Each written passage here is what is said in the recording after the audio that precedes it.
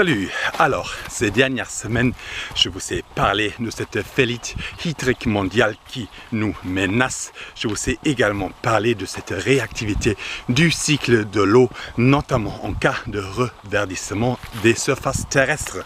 Or, aujourd'hui, j'aimerais vous parler de l'humidification des sols, notamment des terres arides et dans des zones qui sont touchées par des sécheresses extrêmes. Effectivement, il existe des méthodes ancestrales très efficaces pour procéder à cette humidification des terres arides qui aujourd'hui font objet d'études, notamment à l'université Abdullahi Fodio University of Technology and Science au Nigeria. De quoi il s'agit? Quand la terre est trop sec, quand la terre est trop aride, elle ne permet pas à l'eau de pénétrer profondément. L'eau reste alors à la surface et ça crée des inondations. C'est notamment pour ces raisons que nous sommes aujourd'hui confrontés à de nombreuses inondations aussi ici en France, puisque l'eau ne peut plus pénétrer profondément dans les terres. Or, cette technique ancestrale pour l'humidification des sols et des terres consiste en fait à retenir l'eau sur la surface, notamment en creusant en fait des petits mini bassins dans la terre, traditionnellement en forme de demi-lune et d'un diamètre de quelques centimètres ainsi qu'une profondeur jusqu'à 25 centimètres pour donc retenir l'eau de la pluie en cas de pluie, pour gagner du temps finalement, pour permettre à l'eau d'humidifier d'abord la surface de cette terre aride et par la suite de pouvoir pénétrer profondément dans les terres. Cette rétention de l'eau de pluie conduit ainsi à une amélioration de la végétation locale. Quelle différence entre ces demi-lunes, entre ces mini-bassins et les méga-bassins pourtant critiqués?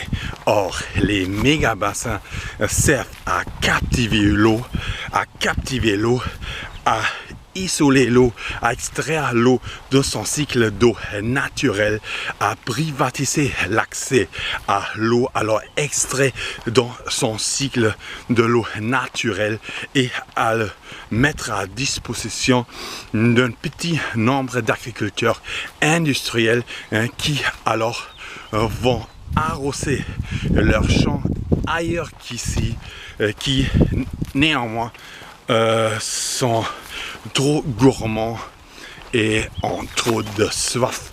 Ces demi-lunes, c'est tout autre chose. Ces demi-lunes, ces mini-bassins qui permettent donc à retenir l'eau de la pluie plus longtemps ici sur place, là où l'eau est tombée. N'est ni une captivité, ni une extraction de l'eau de son cycle naturel, ni une privatisation à l'accès à l'eau, mais est tout simplement une rétention de l'eau dans le temps, de sorte que l'eau peut pénétrer également ces sols pourtant arides et trop secs.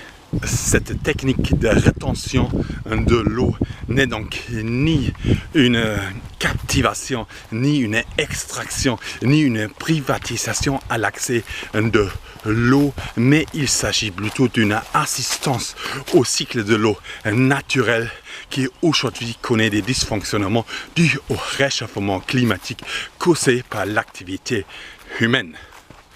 Or, ces dysfonctionnements du cycle naturel, pas uniquement de l'eau, mais de tout écosystème, est visible ici aussi dans ma forêt, notamment à cause de la présence des déchets qui, en grande partie, peuvent être des sources de feux de forêt. Et c'est bien pour cette raison que moi aussi, je vais assister à ça, je vais assister la nature à retrouver son cycle habituel et normal en faisant mon éco-jogging. C'est parti!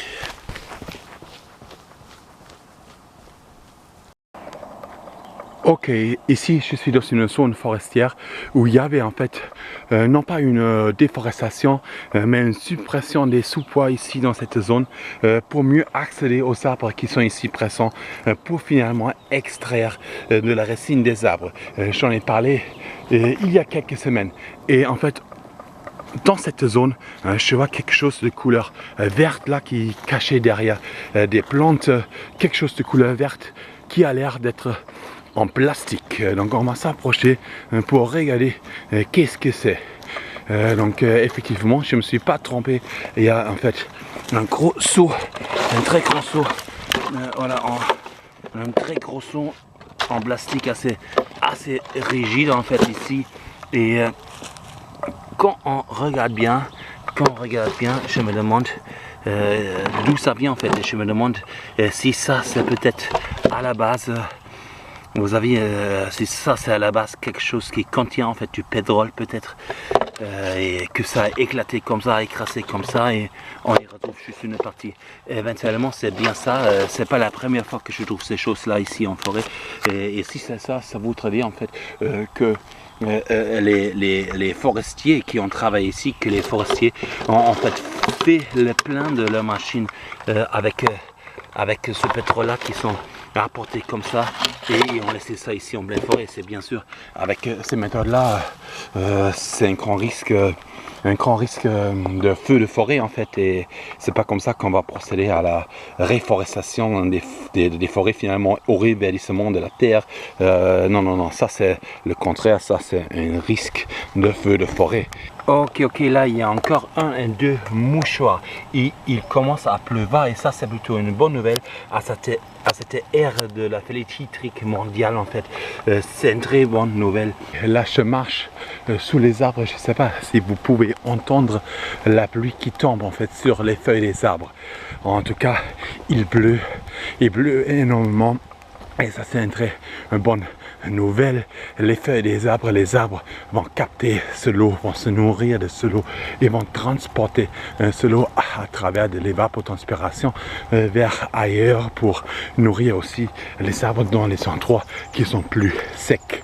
Or c'est bien de cette manière que les forêts contribuent à l'humidification des terres et finalement du climat terrestre en fait. Ok, là il y a les travaux avec toutes ces chaleurs précoces en fait et même ici en plein été toutes les plantes connaissent bien évidemment un stress hydrique énorme, sont déjà fragilisées. Ici il y a une zone qui a été déforestée et il y a un an il y a peu d'arbres en fait qui sont restés et pourtant ils sont en train de supprimer en fait les sous-bois ici présents pour créer en fait des couloirs artificiels pour mieux pouvoir passer à travers avec leur machine alors qu'il n'y a plus rien qui pousse réellement ici. Et ça c'est totalement incompréhensible pourquoi ils font ça, parce que s'il y en avait déjà des arbres ici, on peut comprendre parce que ça conduit à l'industrie forestière, mais ici il n'y a plus rien. Il y a 2, 3, 4, 5, 6, il y a une dizaine d'arbres en fait et sinon rien. Pourquoi en plus ils suppriment les sous-bois